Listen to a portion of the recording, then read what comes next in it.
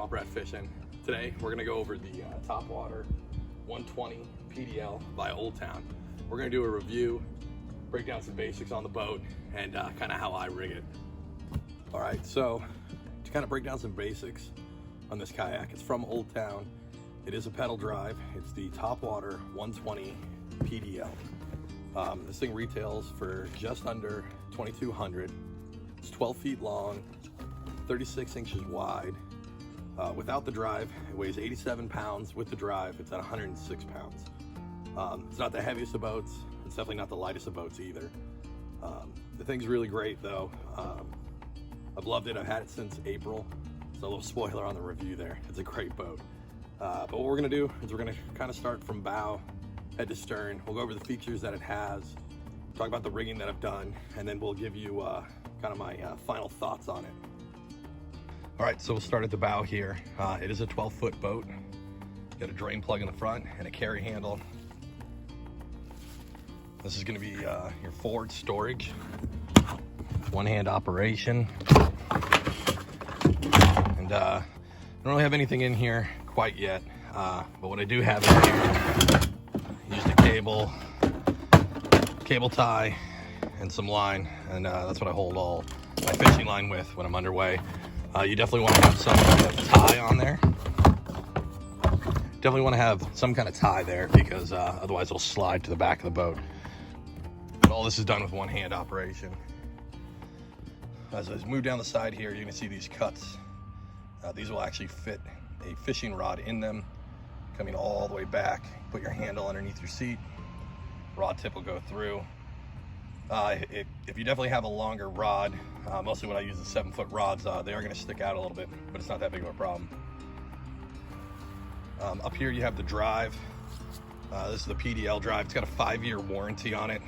It's the best in the business when it comes to drives. She's a little sandy from the last outing, but it's as easy as clip,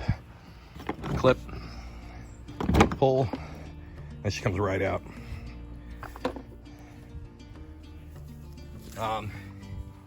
In here, so underneath is going to be a plate where you can attach a transducer, and then you can run your wires directly up through this hole right here. I haven't done that yet. Plan on doing that this winter.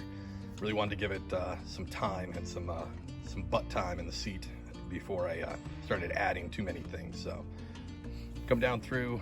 You have nice deck pads there. They don't extend out a whole bunch, but they do the trick. 2 gear tracks on either side.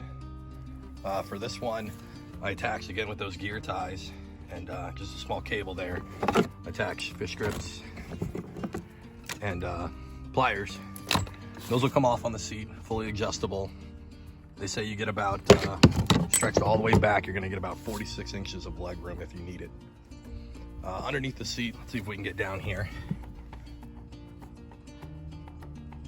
So there, I'm able to fit 3 3600 Plano boxes, and they stay secure down there. They're great. There's plenty of storage on the boat, but it's nice to have something quick and easy to access. Cup holder on this side. This is also your rudder handle, so this will deploy your rudder. It's nice and big. I'll show you when we get to the back what it looks like drop down. Other side, this is going to be a rudder control. This is how you're going to be able to steer the boat as you're pedaling. It is a little flimsy, and I'm not a big fan of this smaller knob. I'd like something a little bit bigger, but I get why they made it. And then this knob will just control your tension on when you move. Paddle holder on the side works great. So it does come with 1, 2, and 3 rod holders built in. The back 2, this one and that one. These are your normal rod holders, your rear facing. This one's a little different. This is a front facing rod holder. So throw your rod in like so, and you're gonna be facing forward. So I've actually used this thing a ton. I didn't think I'd like this feature as much as I did, and I use it a ton for retying baits. Once I get a fish in the boat, I'll drop the rod in there and then I can unhook the fish. Some people don't like it. I love it. It's another hatch here to access storage. if you want to use it, or put in a battery and then run your cables all the way through the boat. Back here it holds a crate. This is the Flambeau Tough Crate. It's a good crate, holds 4 rods. I'll have a whole separate review on that. I don't know if it'll fit the black pack. I know a lot of people use that. I'll have to check the measurements on that one.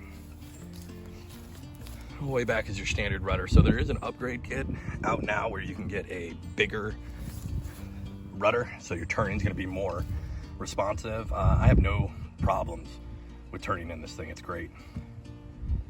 And then as we said before, you unsnap that, then you're gonna come over here, flip your handle, and it's deployed right back in. So there it is, the quick rundown and kind of review. Overall, this boat is amazing. Again, this thing is coming in at just under 2,200 bucks. It's solid. I call it a mid-range boat because it doesn't hit the price point of like the Hobies, but this thing is packed with features. I've been running it hard for 6 months, haven't had any issues with anything. It's just a great boat. I highly recommend it. All right, guys, have a good one. Tie lines.